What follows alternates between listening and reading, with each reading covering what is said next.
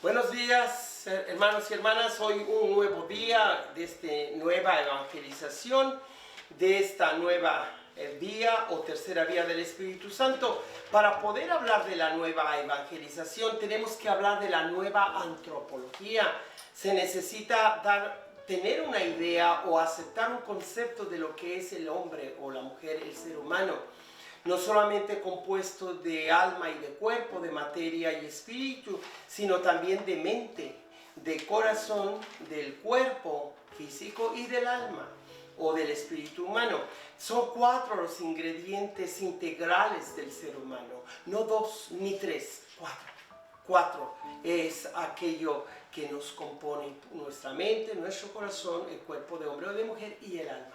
Cuando hablamos de uno mismo o del ser humano, debemos hablar de una forma equitativa de esos 3 componentes esenciales o constitutivos de la persona humana. Hoy hablaremos pues del texto de la palabra bíblica y litúrgica de Dios, de qué manera nosotros estamos llamados a hacer este camino de Cuaresma, camino de conversión permanente, con miras hacia una integración más completa de nuestro ser personal, pero también de nuestra integración a la sociedad de la cual formamos parte. Bien sea comenzando con la familia, un partido político, una empresa, una escuela, un hospital, saber que el individuo es tan importante como el grupo. No podemos separarlos.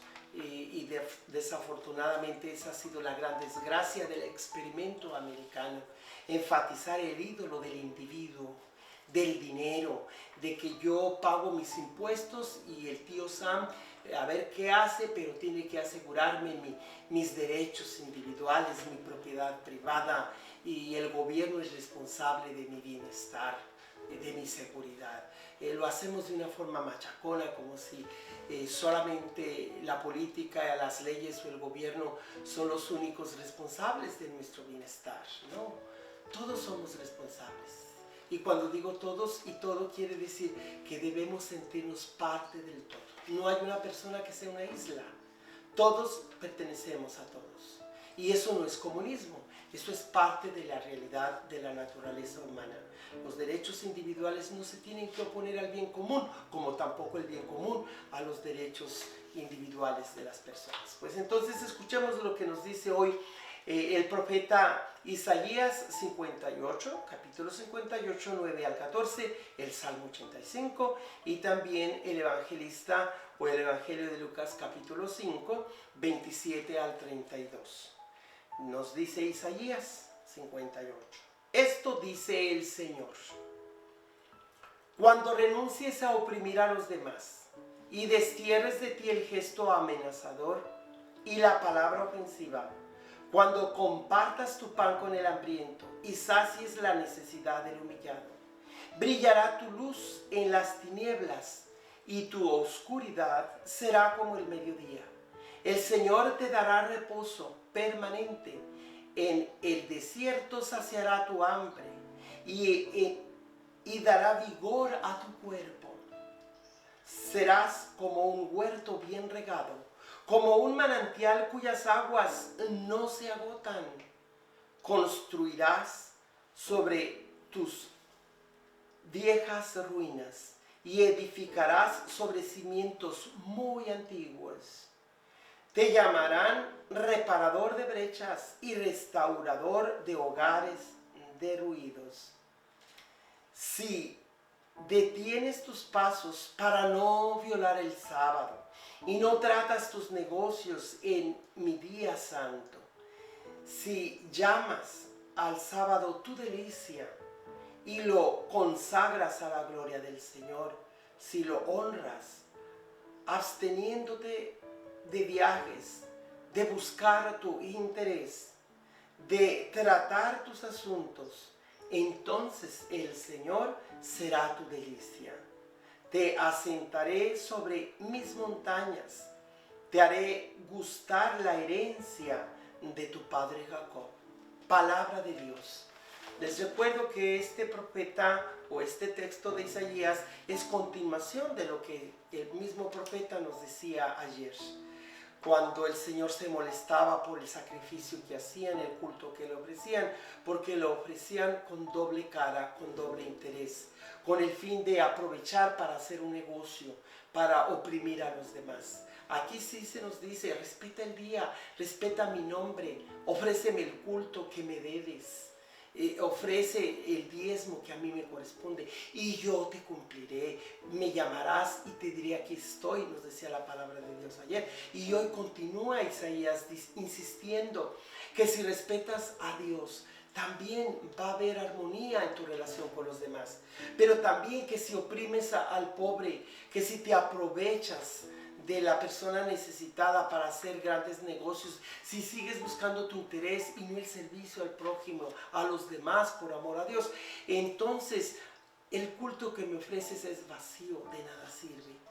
Vamos a rezar con el Salmo 85, cómo debemos reconocer que sin la ayuda del Señor no vamos a progresar, ni espiritual, ni corporal, ni socialmente, ni culturalmente. De nada sirve todo lo que hay a nuestro alrededor si no le damos el lugar propio a Dios y el servicio que debemos ofrecer a los hermanos en toda justicia. El Salmo 85 nos dice así: Señor, enséñame a seguir fielmente tus caminos. Presta, Señor, oídos a mi súplica, pues soy un pobre lleno de desdichas. Protégeme, Señor, porque te amo. Salva a tu servidor que en ti confía.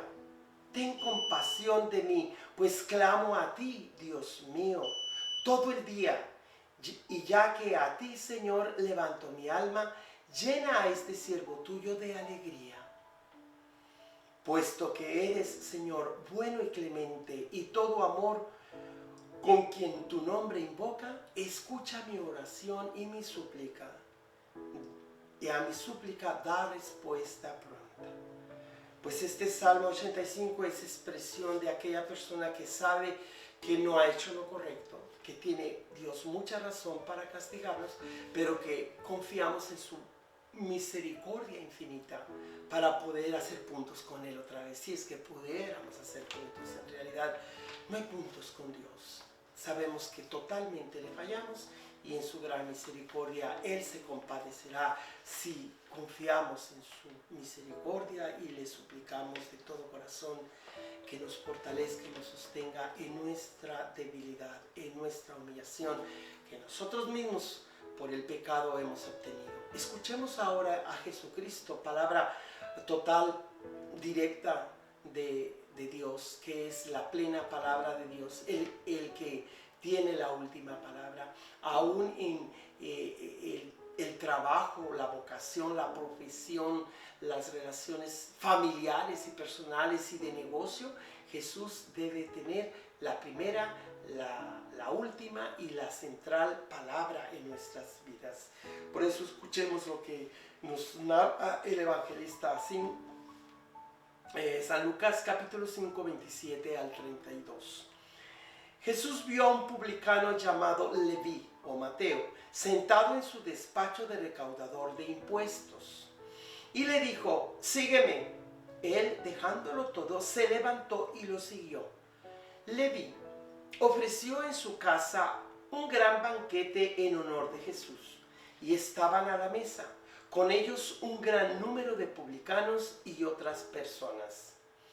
Los fariseos y los escribas criticaban por eso a los discípulos, diciéndoles: ¿por qué comen y beben con publicanos y pecadores?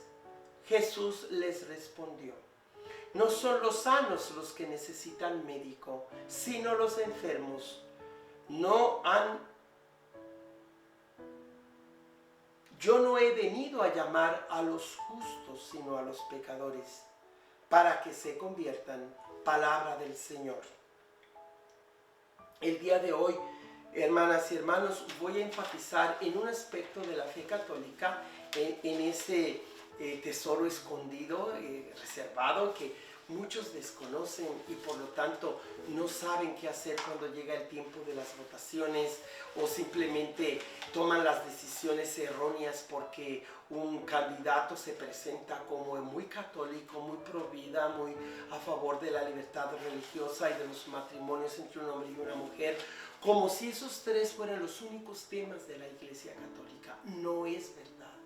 Mis hermanas y hermanos, los obispos en su carta pastoral del 2018 contra los racistas de sus propios hijos e hijas, denuncian ellos que una religiosidad sin ese sentido social de la justicia, de la paz, de la dignidad, de la defensa de la vida, no solamente de la vida no nacida, sino de la vida toda y de todos, sin dejar de tener por prioridad a los niños que no han nacido todavía, pero no como exclusividad.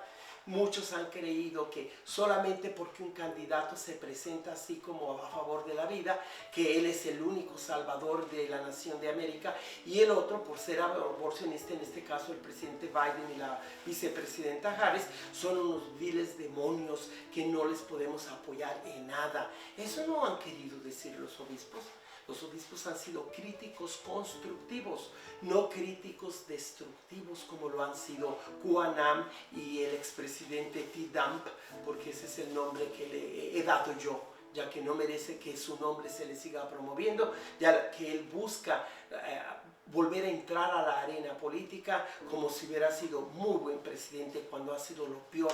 Nunca hizo su papel de presidente y quiere volver a la política, por favor. Aquí el profeta denuncia a aquellos que se sienten muy fieles a Dios, pero son unos viles hipócritas, porque no respetan el derecho del oprimido, del pobre, de aquel que tiene más necesidad. Buscan a los que tienen dinero. Mis hermanas y hermanos, estamos viviendo en un tiempo que no nos pueden hacer tontos los políticos, solo que nosotros decidamos hacernos tontos nosotros mismos y darles nuestro voto y apoyo a gente perversa, a gente injusta, a gente que cree que la luna es de queso y las estrellas boronas.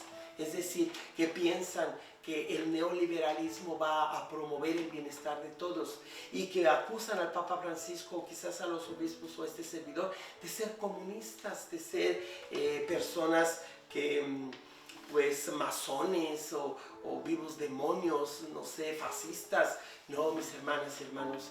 Un verdadero servidor público, un verdadero político que es de verdad católico, sigue las normas morales de la Iglesia, sigue el Evangelio, pero también ese otro aspecto de la fe cristiana católica, este dibujo de Jesucristo llamando al joven rico, nos presenta que el Evangelio de Jesucristo tiene mucho que ver con la dimensión social, es decir, con la justicia entre gobiernos y gobernados, entre patrones y trabajadores, que si tú piensas que Cristo vino a que su religión sea predicada solamente entre las cuatro paredes de una iglesia, qué equivocado estás. Nosotros estamos aquí para reconocer que el único que debe dirigir nuestra vida es Jesús como modelo. ¿Ustedes creen que Leví no sabía ya quién era Jesús cuando inmediatamente deja su despacho de recaudador de impuestos? En este tiempo que debemos todos ir a pagar nuestros impuestos al tío Sam, porque es una obligación, porque sería pecado no pagar impuestos, como lo dijo San Juan Pablo II, no el Papa, su Santidad Francisco, que muchos dicen que un Papa sí es el mero Papa y otro no lo es. Por favor, tanto el Papa San Juan XXIII, que inauguró el Concilio Vaticano II, San Juan Pablo VI, como también otro papa que duró solo 30 días, 33 días, Juan Pablo I, el Papa de la Sonrisa, con esa sencillez que hablaba a favor de una iglesia pobre para los pobres, y que también ahora el Papa actual, su Santidad Francisco, habla de lo mismo, porque no hay contradicción en el magisterio de los papas o de los pontífices, sino que el compendio de la doctrina social de la iglesia nos marca el camino a seguir. Un católico que ignora la doctrina social de la iglesia no puede llamarse católico. Si un sacerdote predica solamente hijitos, pórtense bien, y no denuncia a aquellos que se portan mal, hace el 50% del servicio a su asamblea o a su parroquia. Solamente predica la buena nueva del reino y se olvida de hablar de la mala nueva del pecado, de Satanás, de las injusticias. Nosotros como buenos sacerdotes, predicadores, debemos tomar los dos lados de la moneda. El anuncio de la buena nueva y la denuncia de la mala nueva. Es decir, no puede ir una cosa ignorando la otra. Ni puros regaños, ni puros apapachos, tantito de las dos. Nosotros en este tiempo de la Cuaresma debemos rectificar nuestro camino de ciudadanos cristianos y de cristianos ciudadanos. No puedes salvarte a solas, debes preocuparte del bienestar del prójimo. En otras palabras, en estos días pasados, cuando antes de que entrara la Cuaresma, sucedió que en la lectura bíblico-litúrgica de la iglesia, cuando Dios le pregunta a Caín, ¿dónde está tu hermano? Y él le contesta con esa vanidad y enojo, ¿acaso soy yo el guardián de mi hermano? Y aunque la Biblia no da la respuesta, usted y yo tenemos la respuesta.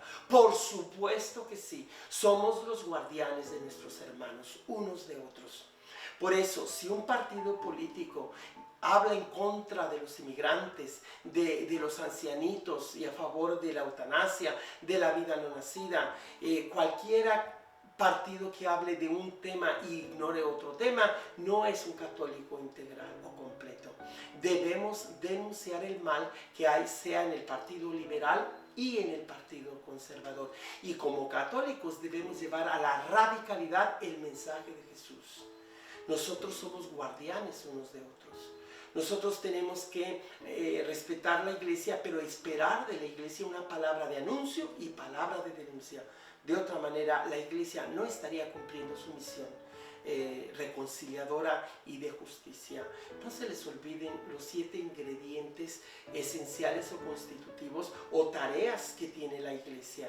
La misión evangelizadora de la iglesia, les recuerdo, consiste en el querigma, es decir, del anuncio de la buena nueva del evangelio y la denuncia de lo que se opone al reino de Dios o al evangelio, que es el pecado, las injusticias, la maldad. También la misión reconciliadora de la iglesia, que promueve la paz y la unidad, pero no puede haber paz sin justicia, por supuesto.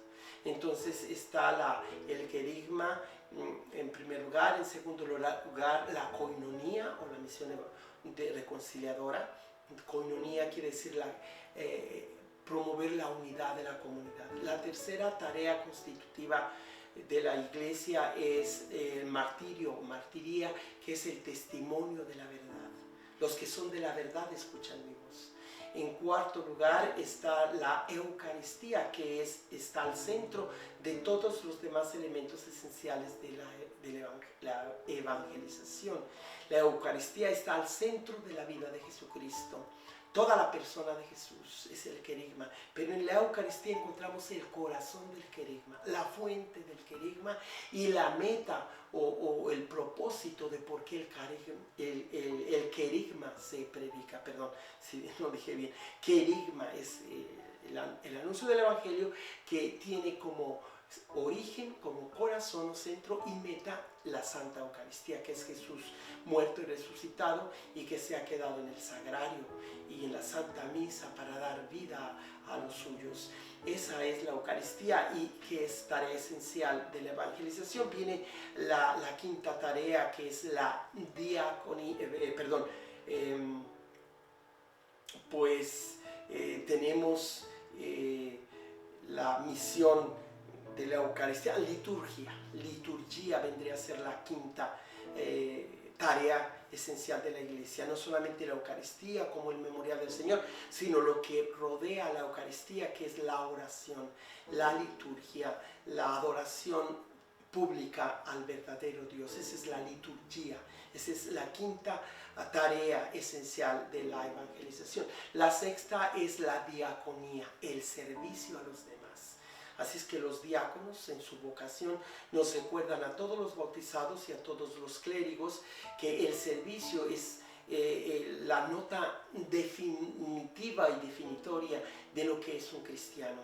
Somos cristianos porque hemos sido puestos al servicio de los demás, no buscar nuestro propio interés.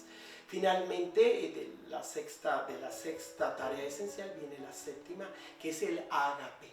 Hace unos días celebramos en el Día del Señor el Día del Amor Universal y de la Amistad Social, como su Santidad Francisco lo declara en su tercera encíclica Fratelli Tutti, en el que se invita a todos a valorarnos como hermanos y hermanas llamados a ser los hijos y las hijas de Dios, y por lo tanto en contra de todo racismo y discriminación. No hay racista que se pueda al mismo tiempo llamar católico o cristiano. Es una oposición total. Un cristiano es el que está al servicio de los más pobres, y un católico es el que está al servicio de todos los pobres. El cristiano se enfatiza en cada individuo, el católico se identifica con toda la comunidad, incluyendo la universalidad de la evangelización. Eso significa católico, abiertos a todos. Si eres racista, no te puedes llamar ni cristiano ni católico. Y finalmente, pues el ágape nos está haciendo sentir que el amor del cristiano debe ser un amor como el de Cristo por la humanidad, o de Dios, de Cristo por la iglesia, o de Dios por toda la humanidad. Ágape significa amor incondicional. Espero que esta reflexión de este sábado de Cuaresma pues les invite a que vengan a la Santa Misa el día de mañana. Este sábado tenemos la misa a las 7 en Monte Carmelo, el día de mañana a las 11 de la mañana y a la 1:30 y a las 8:30 en inglés. No se les olvide darle like, y también nos vemos también el próximo lunes a las 7 de la mañana con su servidor, el Padre Joaquín del Valle de San Joaquín, o Reverendo John Soria. Que Dios los bendiga en el nombre del Padre, y del Hijo, y del Espíritu Santo. Amén.